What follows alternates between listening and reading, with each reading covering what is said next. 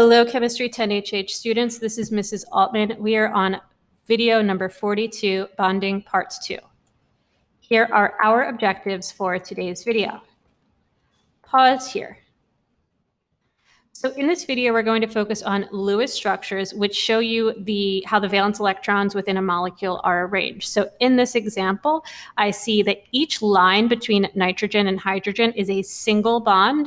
And then the two dots that are left on nitrogen, that's what's called a lone pair, which is just two, hence the term pair, two leftover non-bonding electrons. And then we're going to use this information later to determine 3D structure, but that's for another time. Right now, we want to just know where are the bonds, where are the non-bonding electrons. Pause here. So before we get into Lewis structures for molecules, we need to understand the Lewis structures of atoms. So you start just by writing the symbol, just like you would get on the periodic table. And then we're going to surround the atom with the appropriate number of valence electrons. We're not going to be including D or F electrons in there. So for example, everything in the column with fluorine, all of the halogens will get 7 dots around them. And there's not specific rules for where you place the dots, but the way that I have it put here in the picture is the most common way. So top right, bottom left, and then go back over if you have more than 4. But again, that's not a rule, it's just a commonly done thing. Pause here.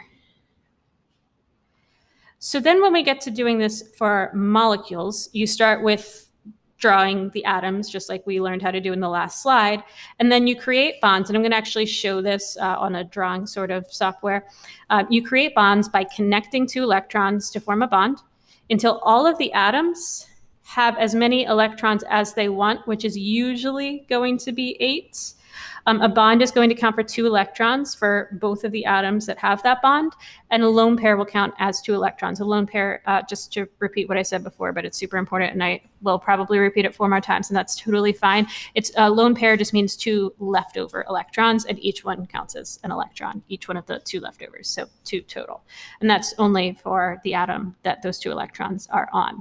You're not going to have an odd number of electrons. It's something called a radical, which is a topic for a much later time. So if you end up with a radical, it means you probably did something wrong. Pause here.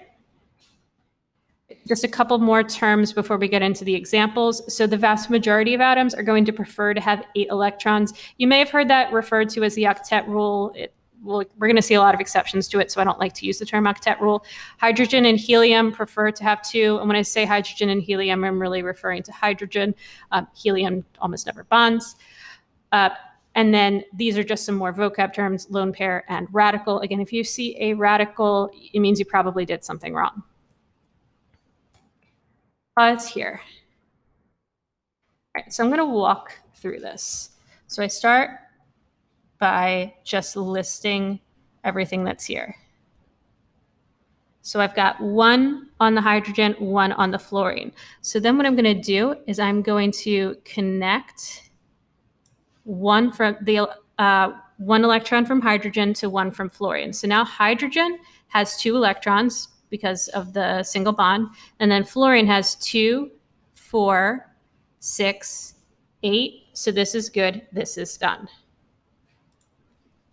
For N2, I've got 2 nitrogens. Each nitrogen has 5 electrons around it. Each one of them wants to have 8. Each one is going to want to get 3 electrons. The way it will do that is by bonding 3 times. And for right now, you don't need to worry about if your drawings look like potatoes. We're going to get to them looking a little bit nicer in a later video, so I really don't care about that. For right now, this is fine. If you wanted to redraw it, make it look nice, you could. This is how I would draw it, but you don't have to. Now for O2.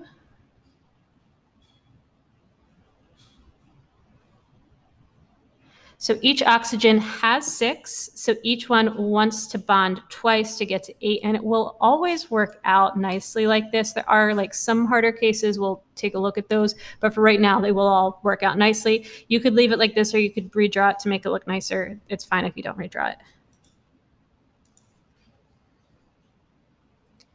Pause here. So now with polyatomic ions, you're going to be adding electrons to the most electronegative element, which is almost always going to be oxygen. But if it's a cation, you are removing electrons from the least electronegative element. But a little caveat, you're not going to add or remove from hydrogen because then you wouldn't be able to covalently bond. So never ever from hydrogen. That overrides both of these rules. There are exceptions to both of these, but these are largely true. So then there are a couple of other exceptions. So there's H and He, which we've already discussed. Boron is weird. It only needs 6. It doesn't need to get it to 8. It's fine with just 6. And then if you have something that it says n is equal to or greater than 3, that just means it's on the third row of the periodic table or below. You can have expanded octets. All that means is you can have more than 8 electrons if you need to, but that doesn't mean that you ever have to. But for example, the structure of ATP, phosphorus actually has 10 electrons around it, but it's fine because phosphorus is in the third row of the periodic table, which if you remember from our chapter with atomic structure, that actually means it has an empty D shell to put electrons into. So anything in that third row of the periodic table or below can have more than 8 electrons, although it doesn't mean that it has to. Let's work through these. All right, so I've got NH4.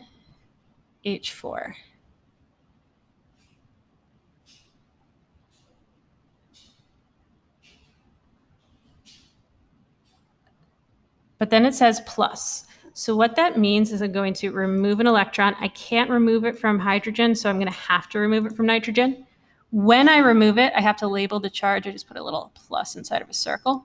And then I do the problem like I normally did. So nitrogen has 4. It wants to get 4 more. It's coincidentally surrounded by 4 things that each want to single bond. So I could rewrite it or I could leave it like this.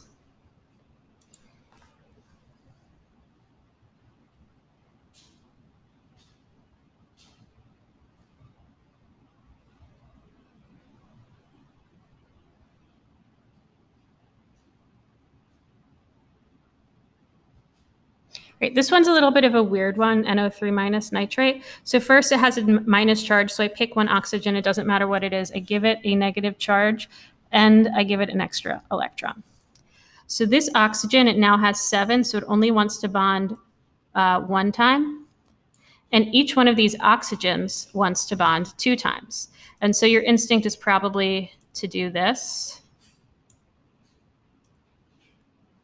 But then we run into an issue. Nitrogen now has 10 electrons around it, but nitrogen's in the second row of the periodic table, so we can't do that.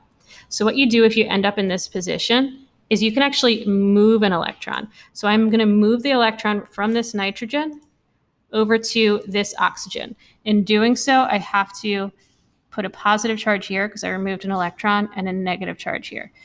NO3 minus is one of the only times that that happens. So if you want to just memorize that it happens here, I'm not going to stop you. There are some other cases, but it's pretty much just here. And then we've got one more, SO42 minus.